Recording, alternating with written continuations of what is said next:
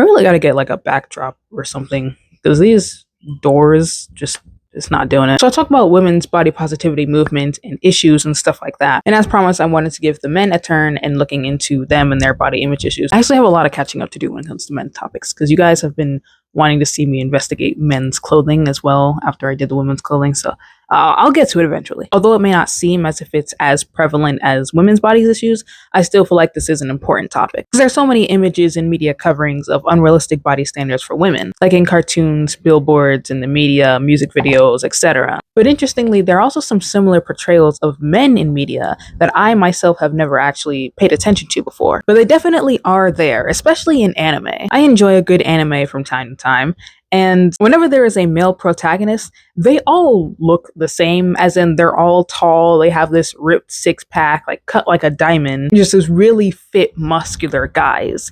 Even if it doesn't make sense on how they have a body like that. For example, Moriarty the Patriot, love that anime, one of my favorites. But one of the characters in there, Sherlock Holmes, obviously it's made after Sherlock Holmes and, you know, all the entire story. But you see Sherlock with this really muscular, fit body.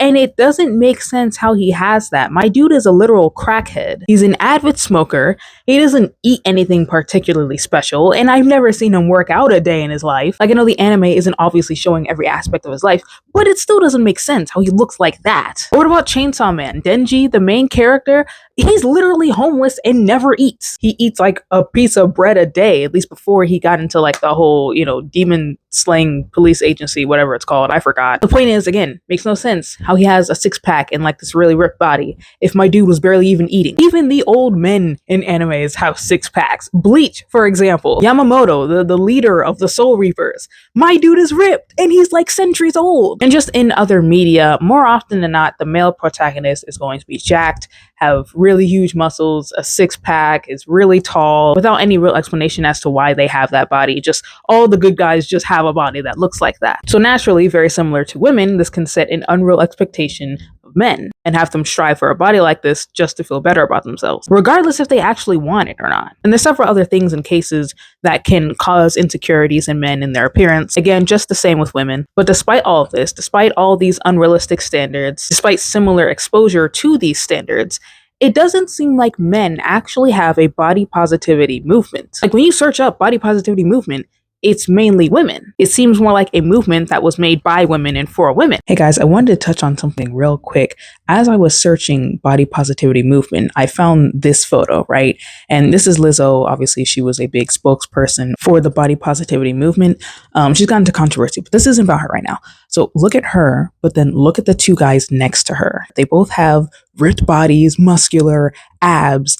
And in contrast to her, you could have had guys in there with like, you know, dad bods or beer bellies, but no, the men still have these really muscular bodies. So I found that to be very interesting because I think it applies very well to what I'm talking about. But why doesn't there seem to be one for men? My answer to this question?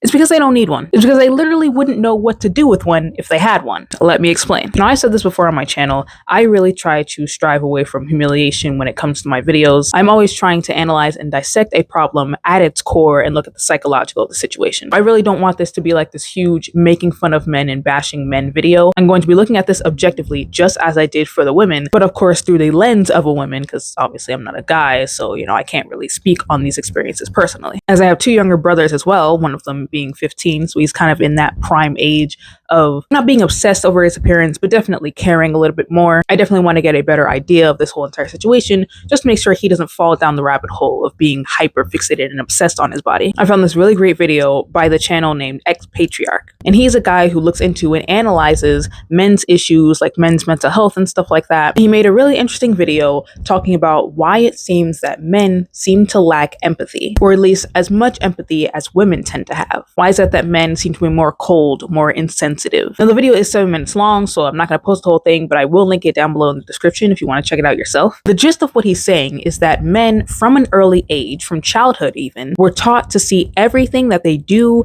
as transactional. Everything that they do is to get something back in return. It's not like the unconditional love of, say, a mother. It's, I'm doing this for you, so now you do this for me, and vice versa. And because, again, I love psychology, I decided to dive even deeper into this issue that men seem to have. What is it that causes men to see things as purely transactional? Well, it's often said that men are less emotionally intelligent than women. Now, again, this is not to be insulting. There are several different types of intelligence, emotional intelligence just being one of them. All this means is that men seem to have a harder time managing, controlling, and understanding their emotions, as well as relating to the emotions of other people. And this can greatly affect your social skills and the people who are around you. And so many of you might be wondering, why exactly do men seem to have a lack of emotional intelligence?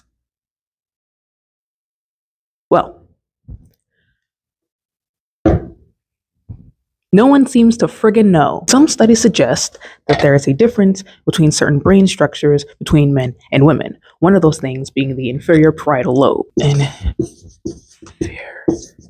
that's probably not how you spell inferior, in which this is mainly connected to things like problem solving and math and language and other stuff like that. Whereas women, it's said that women have a bigger hippocampus,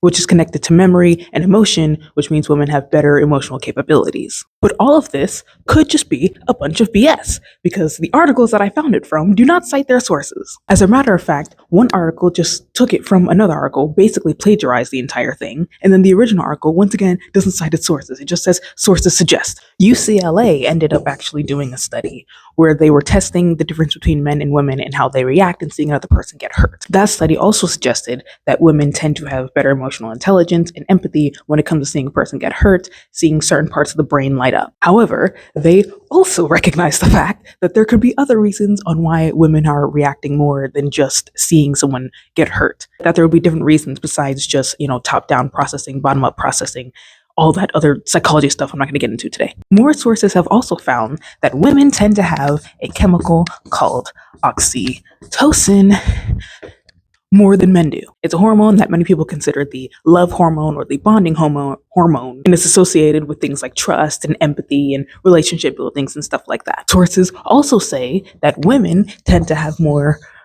that is, what did I just write? Women tend to have more gray matter in our brains. But then that's irrelevant because we end up using more white matter, which exchanges information throughout the brain. That's a brain. But it also could just be societal norms, and that people expect women to be societal norms for men as like well. They aren't expected to be the providers of also give birth to children. Could be societal pressures from family. So the aliens might have actually ended up building the pyramids. Instead, we evolve, we will eventually crawl on all fours like dogs. Fish don't actually exist. They're not real. Can chickens actually fly, or is that a myth? Yeah, so we don't really know what's the big difference between men and women and why we tend to be more empathetic. Nobody knows, it seems. We don't have a concrete answer. But I will tell you one thing. Regardless if you are a man or a woman, I can guarantee you that we both need time to rest our eyes.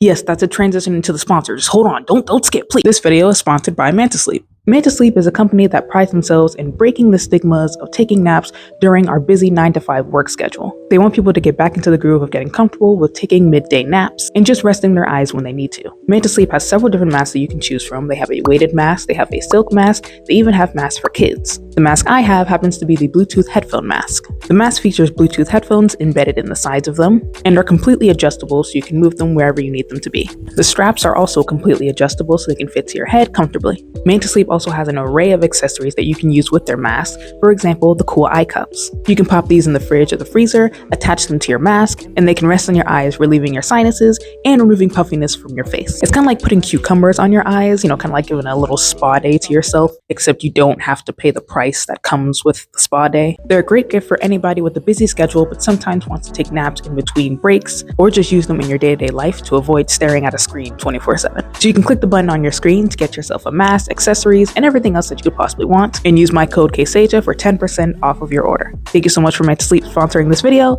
and let's get back to the video. Yeah, so we don't really have a concrete grasp of what this difference is and why it happens. There are several theories on it, going from psychological tests and experiments that have been made, social psychological factors. Again, men are seen as the providers. A lot of boys from a young age have also been taught that showing emotion or any type of vulnerability is seen as a weak trait, or even so a feminine trait. The boys don't cry type of mantra. So there's several theories, several reasons on why this could be the case. This is all generalizing. That isn't to say that all men lack a level of emotional intelligence and that all women are incredibly emotionally intelligent.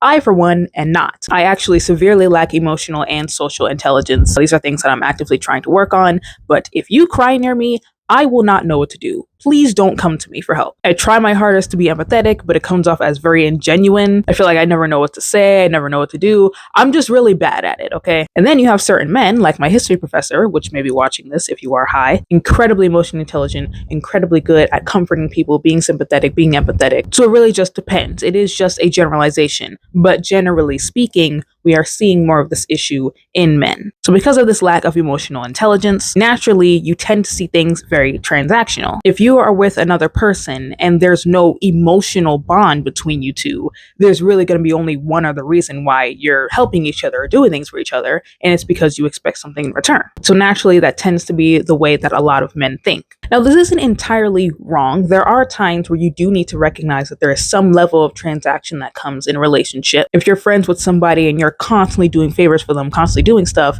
like at some point, they should have the idea that like, I should probably pay them back. I should be available in return thanks to all the good things that they have done. If not, that can very easily lead somebody to be taken advantage of. You keep giving and you keep giving, and you ask this person like one time, hey, can you do this favor for me? And they're like, no, sorry, can't do it. It's very easy to have your kindness be taken advantage of when you do things completely unconditionally all the time. But again, the same way that there are times where you need to understand transaction is important, unconditional love is also important at certain times. That you just do it because you love the person, because you care for the person. Ex-patriarch, the person I was just talking about earlier, he gave an example of men and child support. Now, I'm sure there are some times where the women in the relationship will take advantage of child support, but there are also other times where it's just the man's responsibility to do that, but men tend to get very upset that they have to do something like that. And it's the idea that like, I'm not a part of this relationship anymore. She's not giving me anything, so why should I have to give something to her? Another example that popped up in my head, I myself have never been in a relationship, but what I hear from a lot of women who tend to go through breakups with their guy, if they have a guy friend, that guy friend, helps her do the breakup emotionally, and then kind of hopes to like get with her after the fact. Being friend zoned, I imagine, is not a great feeling. However, that woman is not immediately obligated to sleep with you or give you a chance simply because you helped her emotionally through her breakup. That's just what you're supposed to do as a good friend. But in a lot of men's heads, it's, well, I helped you with your breakup, now you have to sleep with me. And it's like, that's not how that works. So just a couple examples of how, again, generally speaking, men tend to have this very transactional thought process. So if we take this concept and apply it to men themselves, it's not just, from me to you or from one person to another, it's from men and the way that they view themselves. If they have a process of transactionality and thinks that they can only ever get something in return if they put something out, that means that most men most likely see themselves in the same exact way. They apply that transactional mindset to themselves. So when it comes to things like working out or building their physical form, it's the same exact principle. They're looking at themselves and they're thinking, this body isn't bringing me anything good. I don't feel good. I don't think I look good by, according to society standards. Women don't want me because of my build. Like, my body is not giving me anything good. The body positivity movement is a movement of positivity and unconditional love. You're supposed to love yourself regardless of what you look like, what you think you look like, what other people think you look like. But for a lot of men, unfortunately, they're looking at themselves and thinking, how can I love this thing that isn't giving me anything good in return? It's a transaction even between themselves. I have to put this in so that my body can look good and so it can bring me good things. So there can't be a positivity movement if men can only see themselves positive if something good comes from their bodies. So naturally, in order to fix this problem, what do a lot of guys do? go to the gym and get ripped. Pump some iron, get some gains, drink some muscle milk, yeah! I kid you not, I didn't even realize that this is what I bought today. Like, I know this is what I bought because I didn't eat anything and I needed food because I took a quiz today and I probably failed it, but I didn't realize how like on brand this was gonna be for this video. Muscle milk, it's a protein shake that was $6 at my school. This is why you don't buy food on college campuses. Anyways, the whole shebang. Going to work out, protein shakes, protein meals, all of that, trying to build muscle. But recently, there has been a little bit of a little quarrel with this lifestyle that a lot of men try to adopt to. In the recent years, it seems like a lot of activities that are associated traditionally with like masculine activities or whatever have been shunned a little bit in a way. I and a lot of other people, I think, have definitely been seeing this kind of like shunning of traditionally masculine activities. The phrase toxic masculinity also got like a lot of popularity within that time frame as well. And here's the thing, I think it's perfectly fine and really important to talk about things like toxic masculinity and just toxicity in like every community, every space. I think every community does have some type of toxic traits or toxic rhetorics that we keep in our communities. So I don't think there's anything wrong with trying to point certain things out. But over time, it's kind of turned into something a little bit different. Instead of let's address certain toxic aspects of masculinity, it went into masculinity is inherently toxic. And therefore, all traits that are associated with hypermasculine things are also toxic, which I heavily disagree with. I don't think that's a great rhetoric to push at all. I don't think it's fair to say that an activity that mostly men engage in is inherently toxic simply because it's men who are engaging in it the most. Like, just because there's one group of people in a room doing something all at once doesn't immediately make it like a bad or toxic space. You could technically make that argument with everybody. Oh, look, a room full of black people. It's probably a gang. What's that? A room full of Muslims? Where's the nearest tower? Everybody take cover. Oh, are those vegans? Hold on. Just a second. Just a quick question before you leave. If you wouldn't lick a chicken, why would you eat something that comes out of it? It's the toxic people in these spaces that tend to make it toxic sometimes. And the gym is one of these spaces. Normally, going to the gym is seemingly a traditionally masculine trait, but there are plenty of women who like to go to the gym too. Normally, when you think of gym rats and stuff like that, you think of these really huge, muscular guys. So yes, while it is seemingly like a traditionally masculine trait, I guess, or thing to go to the gym, that doesn't immediately make it a toxic space or just make it bad simply because a lot of men like doing it. It's the people who are there. It's the men who harass other women, who make fun of other people, who belittle other people because they don't look as big as them. It's those types of people that makes it toxic, as well as women who make it toxic. A lot of women who will go there and record their exclusive content, rubbing themselves on equipment and just doing really inappropriate things, making both men and women in the gym very uncomfortable. The gym itself is not toxic, it's the people who go there and make it toxic. Joey Swole is a YouTuber who I think is doing a great job at trying to combat this toxicity. I might make like an entire video on him because the controversy he gets himself into for seemingly absolutely no reason. You've probably seen one of his videos if you're into fitness and gym culture and stuff like that. But he's a guy who finds clips on the internet and criticizes and calls people out for being inappropriate or doing inappropriate things in the gym, whether that be harassing other people, making fun of other people, whatever it is, he's always sure to commentate on it and use his platform to call people out. But like I said, he gets himself into these controversies because people see him as just this big, muscular white dude and immediately feels threatened. The amount of times people try to be like, oh, all he does is attack women. He just, talks down about women, which is not true. You could literally go to his channel and debunk that entire nonsense. He made so many videos criticizing, ridiculing men for doing stupid things in the gym just the same. He's called out people filming in locker rooms and getting, nude people on camera and then posting it anyway. He's talking about people making fun of the way that other people run, other people walk. Fights for this more wholesome and inclusive culture in the gym for men, women, whoever it is. But people will try to go after this dude and be like, oh, you're just attacking women. Oh, you just hate to see women win. You hate to see a woman making her money. No, we hate to see your dirty, nasty coochie all over the equipment that we need to work out. See, that's what we hate to see. Everybody hates to see that, except maybe the people who subscribe to your content. And it's not just videos about ridiculing people. He makes so many positive videos, looking at good interactions on the internet and applauding it, working with people to spread awareness about certain things, like, harassment in the gym, especially to women. It's just he does so many great things and uses his platform to help call out people when they need to be called out, hold them accountable, spread awareness to certain issues, and so many other things. But so many people can't see that because they just see him, a big muscular dude, and just thinks, oh, he's just some narcissistic gym rat that just loves to call other people out on the internet. He's one of the few people who actually do stuff like that in that niche. I don't see a lot of other people focusing their entire content on gym culture and trying to make it more positive. And that's exactly what I'm talking about when I'm saying like labeling just masculinity in general as inherently toxic. We keep talking about how we need positive masculinity. We need, positive masculine role models. There he is. He's right there, and you guys ridicule him. So again, might make a whole video talking about him because I think it's kind of ridiculous, the stuff that people try to accuse him of doing when he's literally one of the few out there who are actually making a change in these gym spaces so that everyone can feel safe and included. But again, tends to be a very, in my opinion, harmful rhetoric that just masculinity in itself is inherently bad. So now, when you've demonized one of the most common methods that men use to cope, use to work on themselves, use to make them feel better, and that they use to fulfill that transactional love that they have with themselves, well, what happens now then? What are they supposed to do if they can't go to the gym because it's inherently toxic to do that? Well, fear no more.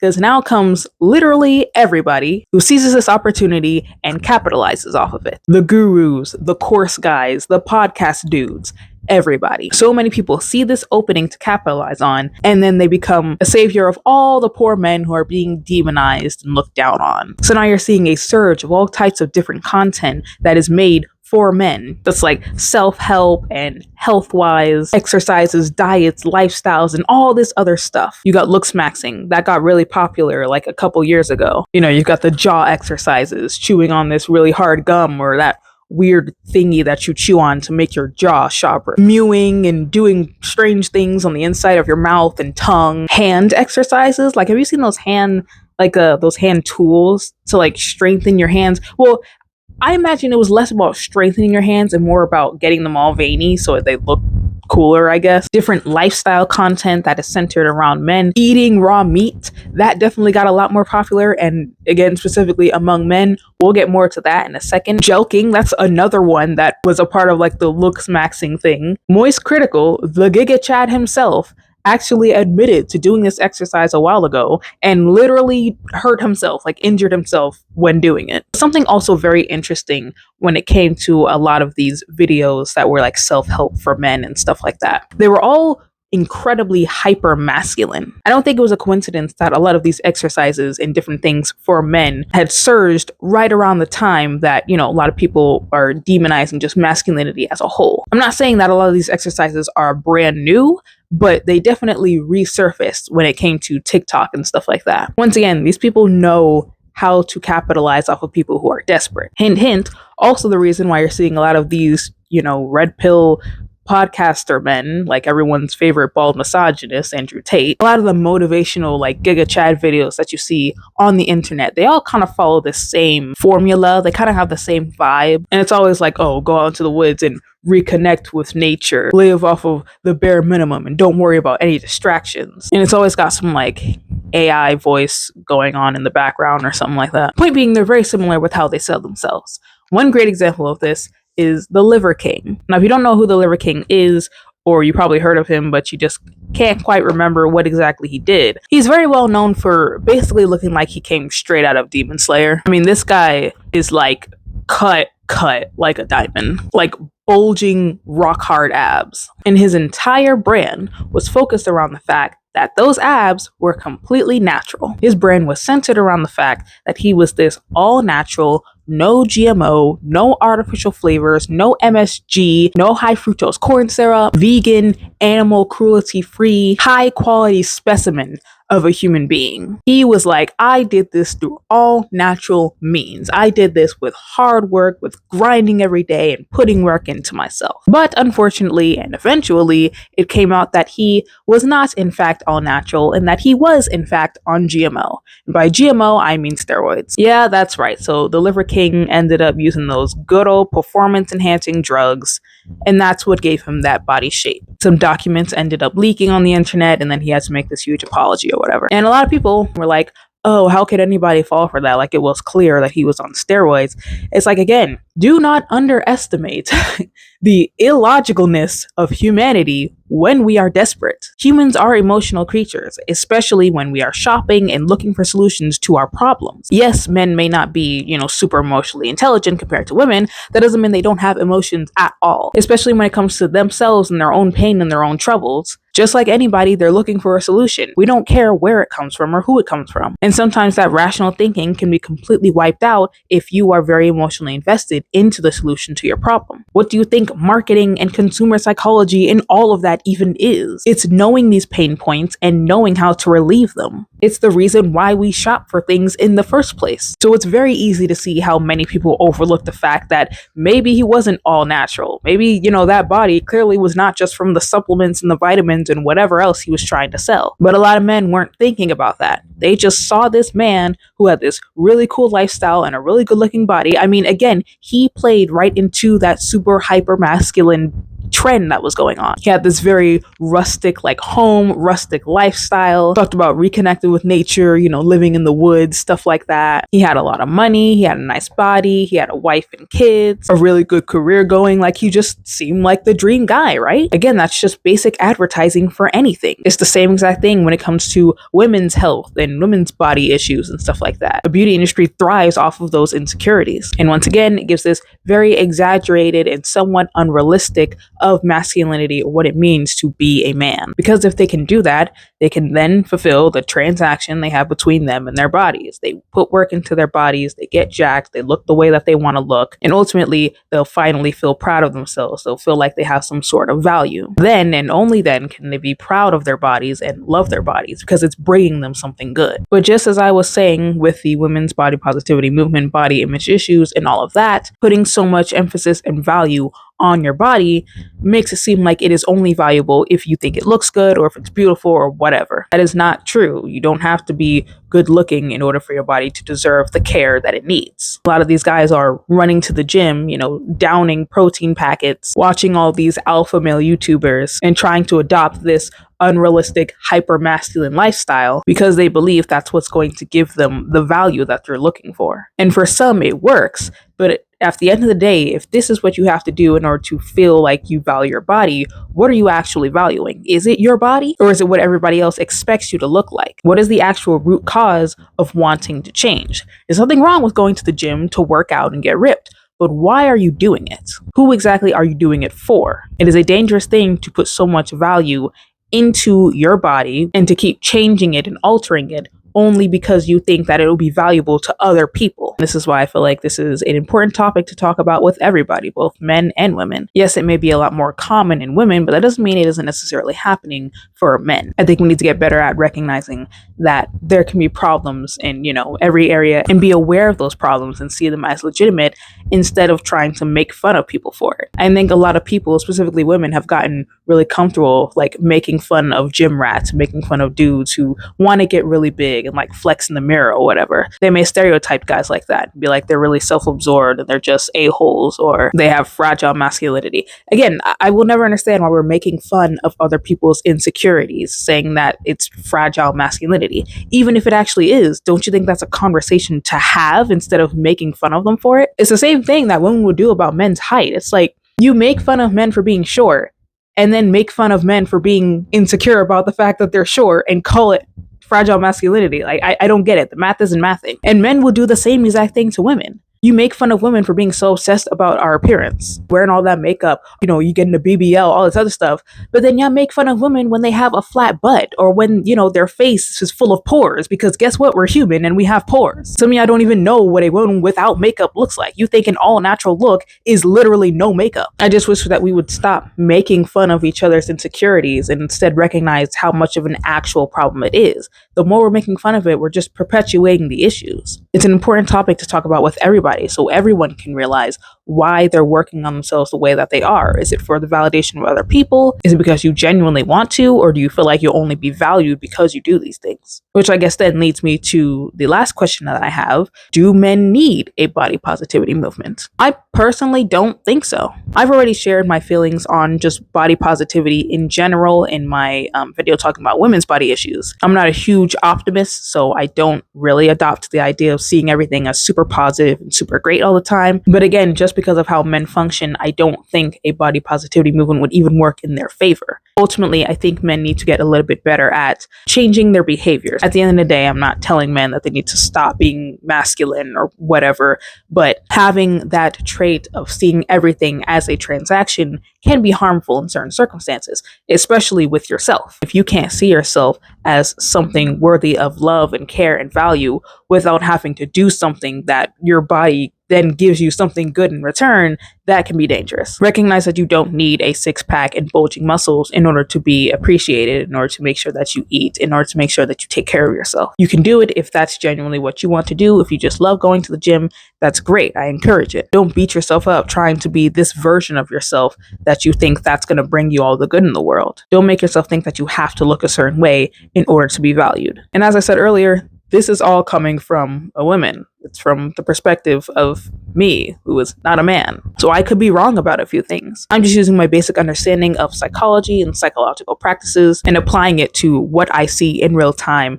according to the way that men act. So I could be wrong about a lot of things. I could be stereotypical about some things. And I, as a woman, obviously will never understand what it's like to live as a guy, the type of mental issues that come with it, the same way men could never understand what women have to go through. At the end of the day, we all have problems. And I think it's important to legitimize those problems and recognize that they are still important, even if they are different. So feel free to leave your thoughts and comments down below. Can you relate to any of this? Do you think that I missed certain things? But other than that, that is all I have for you today. So thanks so much for watching, and I will see you in the next video.